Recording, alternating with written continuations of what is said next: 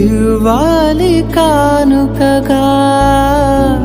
క్రీస్తేసువలె దేహం కావాలి యాగముగా దేహాన్ని దేవునికి ఇవ్వాలి కానుకగా క్రీస్తేసువలె దేహం కావాలి యాగముగా నీ ధనము ధాన్యము కంటే ఒక పాపి మార్పు ముఖ్యం నీ ధనము ధాన్యము కంటే ఒక పాపి మార్పు ముఖ్యం